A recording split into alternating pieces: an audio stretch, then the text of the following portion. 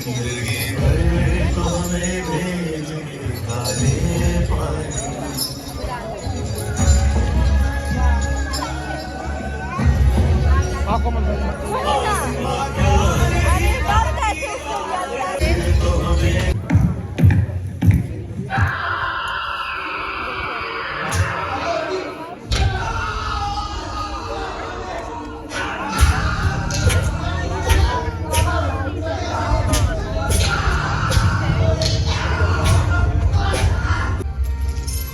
दीवार पे लिखी है कहानी,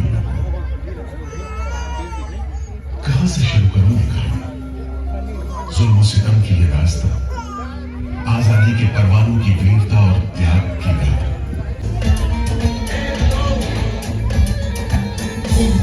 सन 57 में मंगल पांडे की ललकार,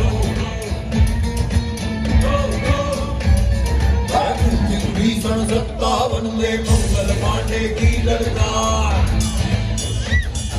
क्या करो भारत छोड़ो जाओ अपने देश से बाहर।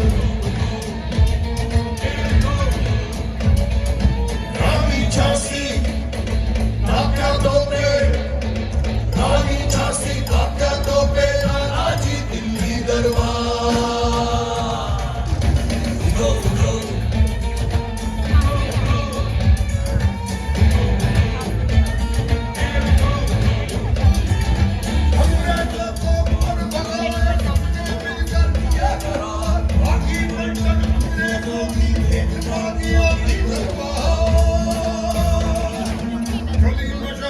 आजादी की तोपे गरजे बारंबार।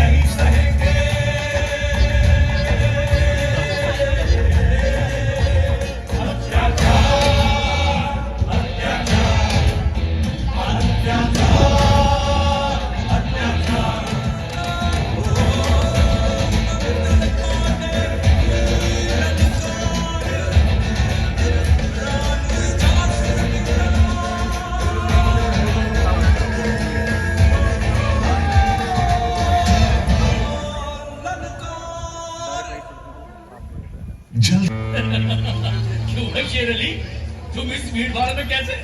ओए, हम सुना है फिरंगी का लाट साहब इधर आता है, हम भी देखने आया है जुल्म करने वाले का सरदार कैसा दिखता है।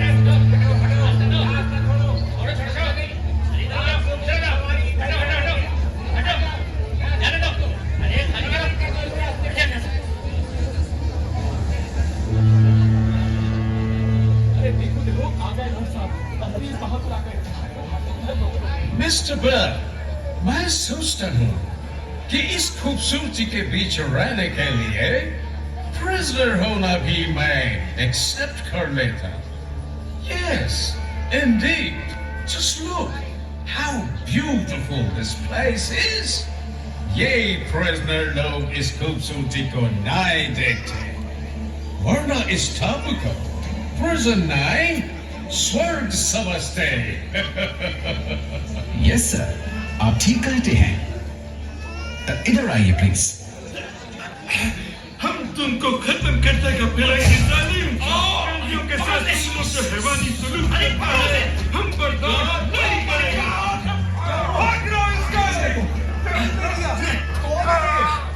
शेर अली है सजा याफ्ता कैदी, सजा में रियायत पाकर नाई की दुकान चलाता है। जैसा कि होना था, शेर अली को फांसी हो गई।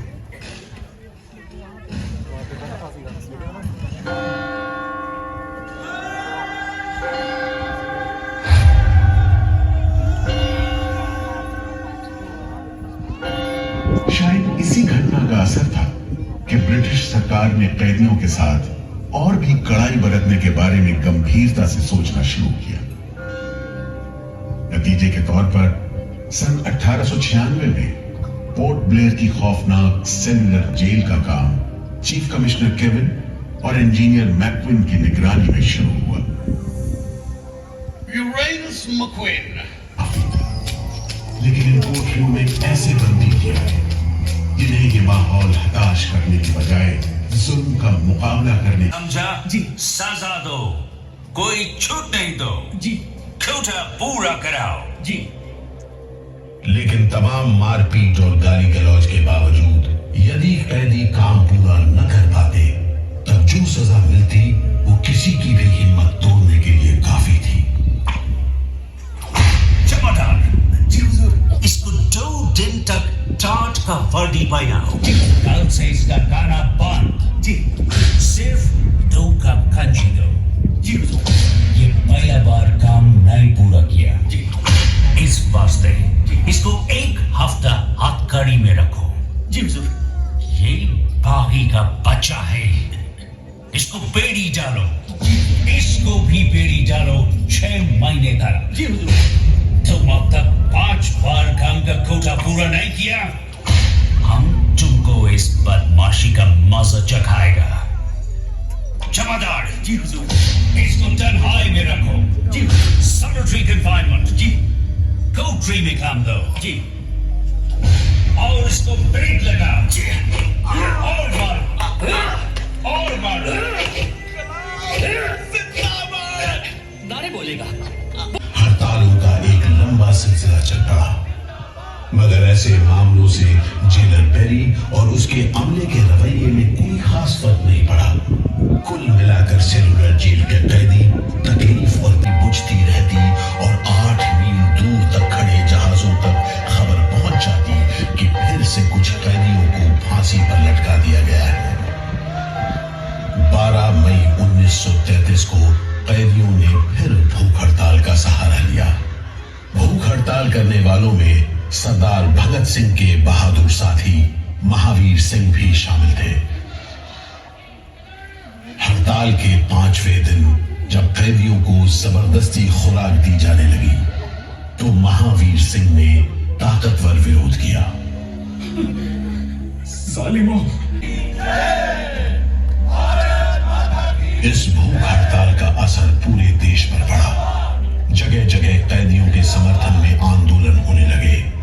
सारे देश के राजनीतिक बंदियों ने अनशन शुरू कर दिया।